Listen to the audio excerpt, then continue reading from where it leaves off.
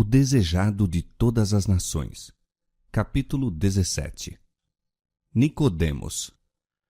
Este capítulo se baseia em João, capítulo 3, versos 1 a 17. Nicodemos ocupava posição de alta confiança na nação judaica.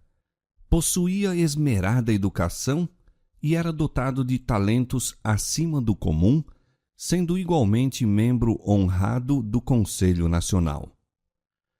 Fora, juntamente com outros, agitado pelos ensinos de Jesus.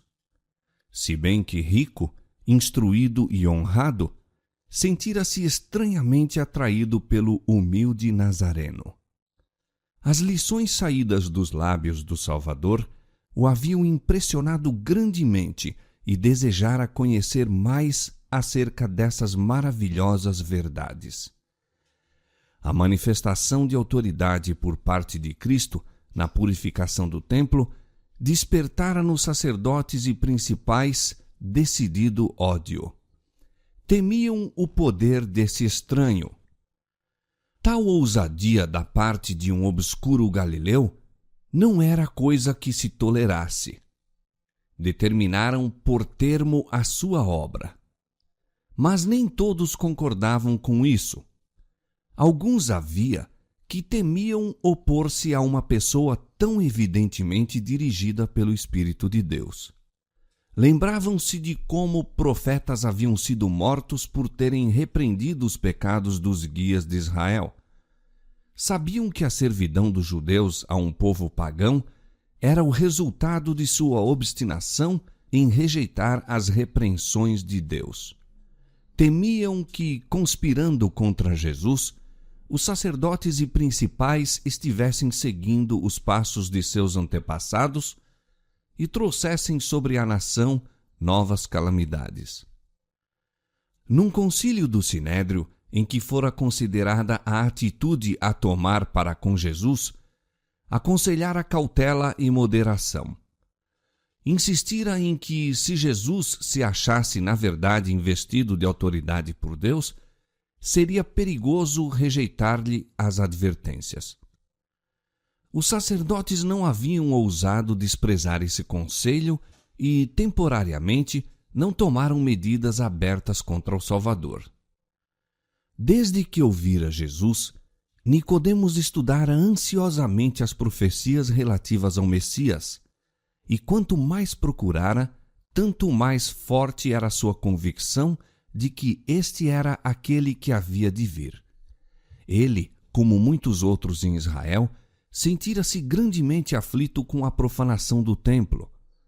Fora testemunha ocular da cena da expulsão dos vendedores e compradores por Jesus.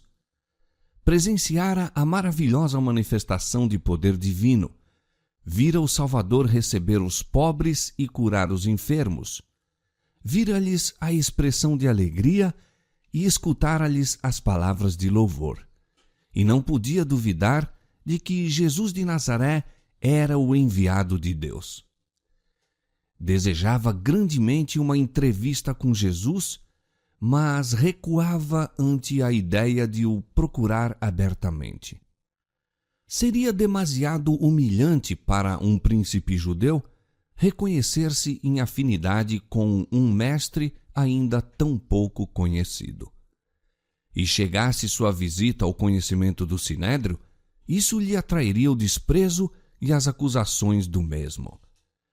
Decidiu-se por uma entrevista em segredo, desculpando-se com a ideia de que, fosse ele abertamente, outros lhe poderiam seguir o exemplo.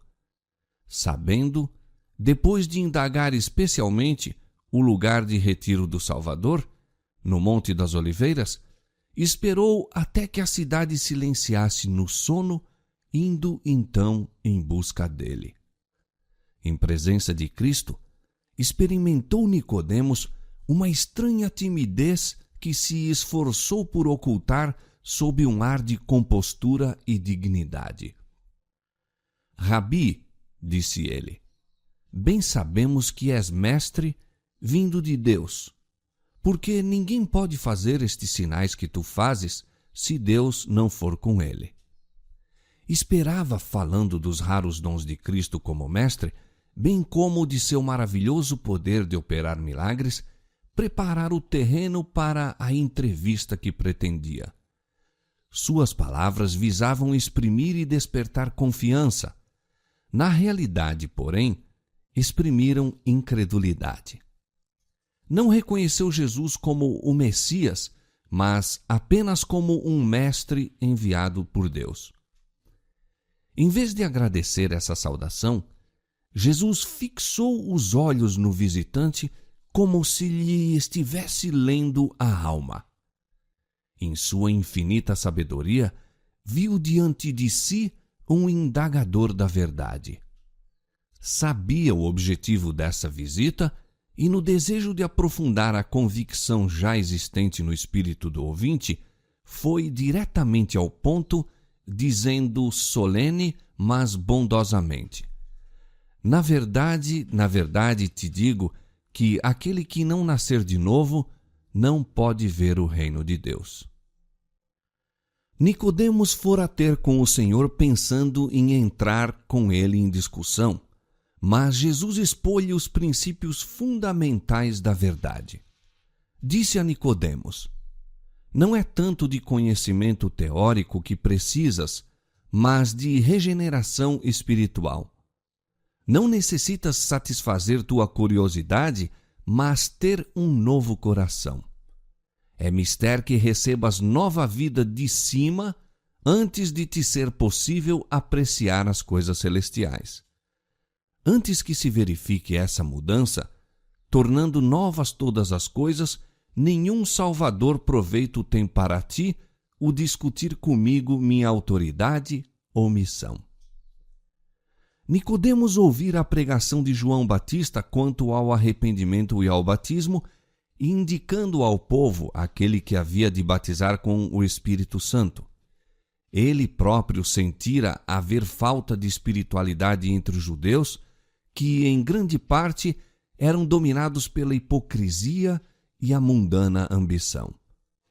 Tinha esperado um melhor estado de coisas por ocasião da vinda do Messias. Todavia, a perscrutadora mensagem do Batista deixara de nele operar a convicção do pecado. Fariseu estrito, orgulhava-se de suas boas obras. Era largamente estimado por sua beneficência e liberalidade na manutenção do serviço do templo e sentia-se certo do favor de Deus. Ficou assustado ante a ideia de um reino demasiado puro para ele ver em seu estado atual. A figura do novo nascimento empregada por Jesus não deixava de ser familiar a Nicodemos. Os conversos do paganismo à fé de Israel eram muitas vezes comparados a crianças recém-nascidas. Portanto, devia ter percebido que as palavras de Cristo não se destinavam a ser tomadas em sentido literal. Em virtude de seu nascimento como israelita, entretanto, considerava-se seguro de um lugar no reino de Deus. Achava não precisar de nenhuma mudança. Daí sua surpresa ante as palavras do Salvador. Ficou irritado por sua íntima aplicação a si próprio. O orgulho do fariseu lutava contra o sincero desejo do pesquisador da verdade. Admirava-se de que Jesus lhe falasse da maneira por que falou, não respeitando sua posição de príncipe em Israel. Colhido de improviso, respondeu a Cristo em palavras plenas de ironia: Como pode um homem nascer sendo velho? Como muitos outros, quando uma incisiva verdade lhes fere a consciência, revelou o fato de que o homem natural não recebe as coisas que são do Espírito de Deus. Não há nele nada que corresponda às coisas espirituais, pois estas se discernem espiritualmente. Mas o Salvador não enfrentou argumento com argumento. Erguendo a mão em solene e calma dignidade, acentuou a verdade com mais firmeza. Na verdade, Na verdade te digo que aquele que não nascer da água e do Espírito não pode entrar no reino de Deus. Nicodemos sabia que Jesus se referia aí ao batismo de água e à renovação da alma pelo Espírito de Deus. Ficou convencido de achar-se na presença daquele que João Batista predissera. Jesus continuou: o que é nascido da carne é carne, e o que é nascido do Espírito é espírito. O coração, por natureza, é mau, e quem do imundo tirará o puro? Ninguém. Jó 14:4. Invenção alguma humana pode encontrar o remédio para a alma pecadora. A inclinação da carne é inimizade contra Deus, pois não é sujeita à lei de Deus, nem em verdade o pode ser. Do coração procedem os maus pensamentos, mortes, adultérios, prostituições, furtos, falsos testemunhos e blasfêmias. Romanos capítulo 8, verso 7 e Mateus capítulo 15, verso 19. A fonte do coração se deve purificar para que a corrente se possa tornar pura. Aquele que se esforça para alcançar o céu por suas próprias obras em observar a lei, está tentando o impossível. Não há segurança para uma pessoa que tem a religião meramente legal, uma forma de piedade. A vida cristã não é uma modificação ou melhoramento da antiga, mas uma transformação da natureza. Tem lugar a morte do eu e do pecado e uma vida toda nova. Essa mudança só se pode efetuar mediante a eficaz operação do Espírito Santo. Nicodemos continuava perplexo e Jesus empregou o vento para ilustrar o que desejava dizer. O vento assopra onde quer e ouves a sua voz, mas não sabes de onde vem nem para onde vai. Assim é todo aquele que é nascido do Espírito. Ouve-se o vento por entre os ramos das árvores, fazendo sussurrar as folhas e as flores. É, todavia, invisível, e homem algum sabe de onde ele vem, nem para onde vai. O mesmo se dá quanto à operação do Espírito Santo na alma. Como os movimentos do vento, não pode ser explicada. Talvez uma pessoa não seja capaz de dizer o tempo ou o lugar exatos de sua conversão, nem delinear todas as circunstâncias do processo da mesma. Isso, porém, não prova não estar ela convertida. Mediante um agente tão invisível como o vento, está Cristo continuamente operando no coração. Pouco a pouco, sem que o objeto dessa obra tenha talvez consciência do fato, produzem-se impressões que tendem a atrair a alma para Cristo. Estas se podem causar meditando nele, lendo as Escrituras ou ouvindo a palavra do pregador. De repente, ao chegar o Espírito com mais direto apelo, a alma entrega-se alegremente a Jesus. Isso é chamado por muitos uma conversão repentina. É, no entanto, o resultado de longo processo de conquista efetuado pelo Espírito de Deus, processo paciente e prolongado. Se bem que o vento seja invisível, seus efeitos são vistos e sentidos. Assim, a obra do Espírito sobre a alma revelar-se-á em cada ato daquele que lhe experimentou o poder salvador. Quando os pensamentos pecaminosos são afastados, renunciadas as más ações, o amor, a humildade, a paz tomam o lugar da ira, da inveja e da contenda. A alegria substitui a tristeza e o semblante reflete a luz do céu.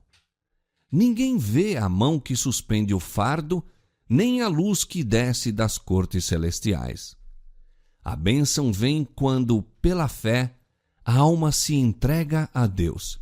Então, aquele poder que olho algum pode discernir, cria um novo ser à imagem de Deus. É impossível à mente finita compreender a obra da redenção. Seu ministério excede ao conhecimento humano, todavia, aquele que passa da morte para a vida percebe que é uma divina realidade. O começo da redenção, podemos conhecê-lo aqui mediante uma experiência pessoal. Seus resultados estendem-se através da eternidade. Enquanto Jesus falava, alguns raios da verdade penetraram no espírito do príncipe. A enternecedora, subjugante influência do Espírito Santo impressionou-lhe o coração. Todavia, não compreendeu plenamente as palavras do Salvador. Não ficou tão impressionado com a necessidade do novo nascimento como acerca da maneira por que esse se havia de realizar. Admirado, disse: "Como pode ser isso? Tu és mestre em Israel e não sabes isto?" perguntou Jesus. Indubitavelmente, uma pessoa a quem era confiada a instrução religiosa do povo não devia ser ignorante de verdades de tanta importância.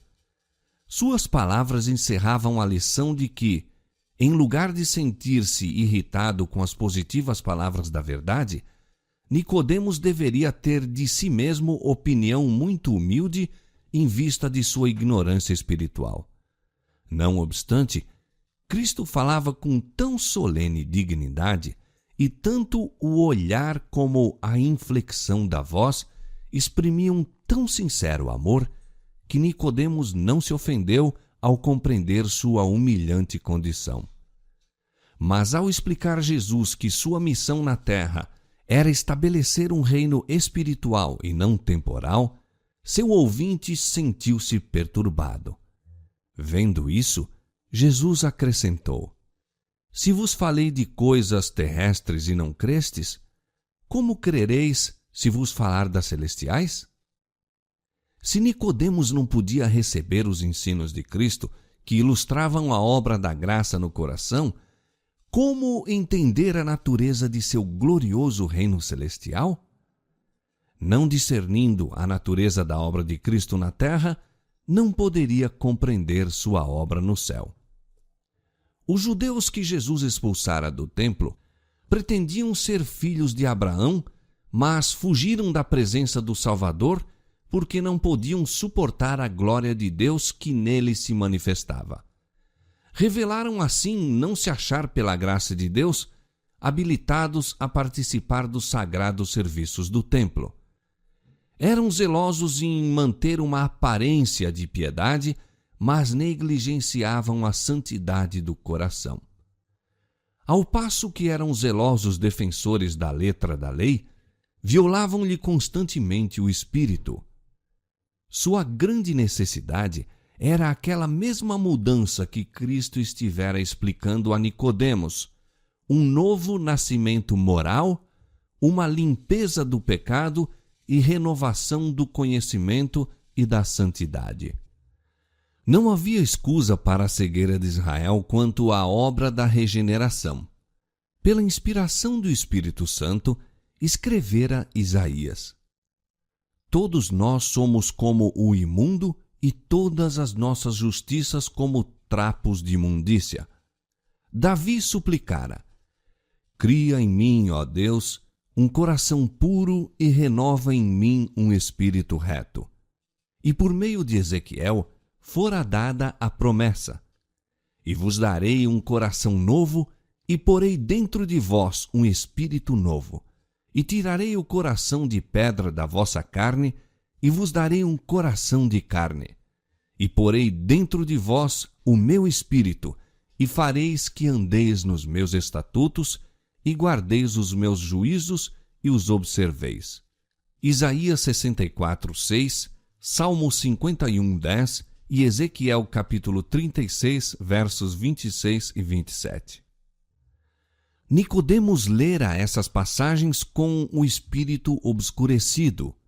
Agora, porém, começava a compreender-lhes a significação. Via que a mais rígida obediência à simples letra da lei, no que respeitava à vida exterior, não poderia habilitar homem algum para entrar no reino do céu.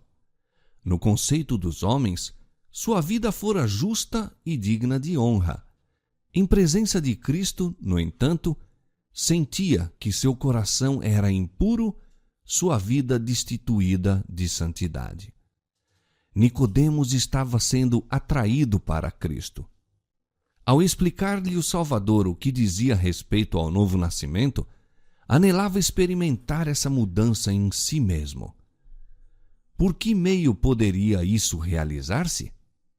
Jesus respondeu à não formulada pergunta.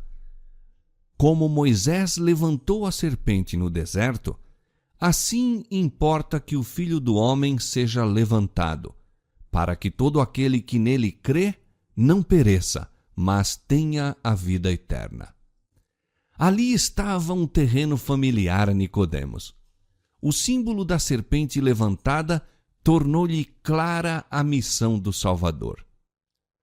Quando o povo de Israel estava perecendo da picada das serpentes ardentes, Deus instruíra Moisés para fazer uma serpente de metal e colocá-la no alto em meio da congregação. Fora então anunciado no acampamento que todos os que olhassem para a serpente viveriam. Bem sabia o povo que, em si mesma, não possuía ela poder algum para os ajudar. Era um símbolo de Cristo.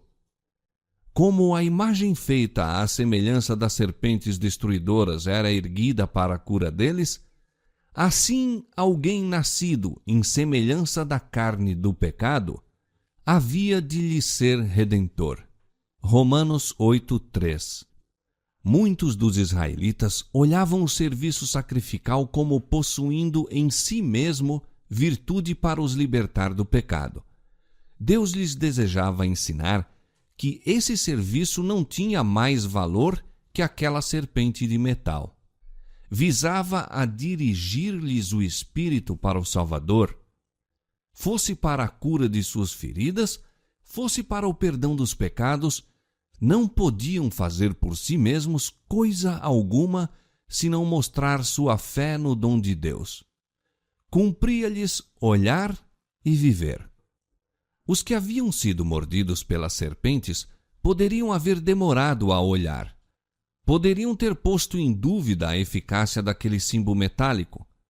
Poderiam haver pedido uma explicação científica. Nenhuma explicação lhes era dada, porém, deviam aceitar a palavra que Deus lhes dirigia através de Moisés. Recusar-se a olhar era morrer. Não é por meio de debates e discussões que a alma é iluminada. Devemos olhar e viver. Nicodemos recebeu a lição e levou-a consigo. Examinou as Escrituras de maneira nova, não para a discussão de uma teoria, mas a fim de receber vida para a alma. Começou a ver o reino de Deus ao submeter-se à direção do Espírito Santo. Milhares existem hoje em dia que necessitam da mesma verdade ensinada a Nicodemos mediante a serpente levantada. Confiam em sua obediência à lei de Deus para se recomendarem a seu favor. Quando são solicitados a olhar a Jesus e a crer que Ele os salva apenas pela sua graça, exclamam: "Como pode ser isso?" Como Nicodemos, devemos estar prontos a entrar na vida pela mesma maneira que o maior dos pecadores. Além de Cristo, nenhum outro nome há dado entre os homens pelo qual devamos ser salvos. Atos 4:12. Mediante a fé, recebemos a graça de Deus. Mas a fé não é nosso Salvador. Ela não obtém nada. É a mão que se apega a Cristo e se apodera de seus méritos, o remédio contra o pecado. E nem sequer nos podemos arrepender sem o auxílio do Espírito de Deus. Diz a Escritura de Cristo: Deus, com a sua destra, o elevou a príncipe e salvador para dar a Israel o arrependimento e remissão dos pecados. Atos 5:31. O arrependimento vem de Cristo tão seguramente como vem o perdão. Como, então, nos havemos de salvar? Como Moisés levantou a serpente no deserto, assim foi levantado o Filho do Homem, e todo aquele que tem sido enganado e mordido pela serpente pode olhar e viver. Eis o Cordeiro de Deus que tira o pecado do mundo. João 1:29. A luz que irradia da cruz revela o amor de Deus. Seu amor atrai-nos a Ele mesmo. Se não resistirmos a essa atração, seremos levados ao pé da cruz em arrependimento pelos pecados que crucificaram o Salvador. Então o Espírito de Deus, mediante a fé, produz uma nova vida na alma. Os pensamentos e desejos são postos em obediência à vontade de Cristo. O coração, o espírito, são novamente criados à imagem daquele que opera em nós para sujeitar a si mesmo todas as coisas. Então a lei de Deus é escrita na mente e no coração, e podemos dizer com Cristo: deleito-me em fazer a tua vontade, ó Deus meu. Salmo 40, verso 8. Na entrevista com Nicodemos, Jesus desdobrou o plano da salvação e sua missão no mundo. Em nenhum de seus posteriores discursos explicou tão plenamente, passo por passo, a obra necessária ao coração de todo aquele que quiser herdar o reino do céu. No próprio início de seu ministério, abriu a verdade a um membro do Sinédrio, ao espírito mais apto a receber, a um designado mestre do povo. Os guias de Israel, porém, não receberam de bom grado a luz. Nicodemos ocultou a verdade no coração e por 3 anos pouco foi aparentemente o fruto. Jesus, porém, conhecia o solo em que lançara a semente. As palavras dirigidas à noite a um ouvinte na solitária montanha não foram perdidas. Durante algum tempo, Nicodemos não reconheceu publicamente a Cristo, mas observava-lhe a vida e ponderava-lhe os ensinos. Repetidamente, no conselho do Sinédrio, frustrou os planos dos sacerdotes para o destruir. Quando, afinal, Jesus foi erguido na cruz, Nicodemos relembrou o ensino no olivete. Como Moisés levantou a serpente no deserto, assim importa que o Filho do Homem seja levantado, para que todo aquele que nele crê não pereça, mas tenha a vida eterna. A luz daquela secreta entrevista iluminou a cruz do Calvário e Nicodemos viu em Jesus o Redentor do mundo. Depois da ascensão do Senhor, quando os discípulos foram dispersos pela perseguição, Nicodemos tomou ousadamente a dianteira. Empregou sua fortuna na manutenção da igreja infante, que os judeus haviam esperado fosse extirpada com a morte de Cristo. No tempo de perigo, aquele que tão cauteloso e duvidoso fora, mostrou-se firme como a rocha, animando a fé dos discípulos e fornecendo meios para levar avante a obra do Evangelho. Foi desdenhado e perseguido pelos que lhe haviam tributado reverência em outros tempos. Tornou-se pobre em bens deste mundo, todavia, não vacilou na fé que tivera seu início naquela conferência noturna com Jesus. Nicodemos relatou a João a história daquela entrevista e por sua pena foi ela registrada para a instrução de milhões. As verdades aí ensinadas são tão importantes hoje em dia como naquela solene noite na sombria montanha, quando o príncipe judeu foi aprender com o humilde mestre da Galileia o caminho da vida.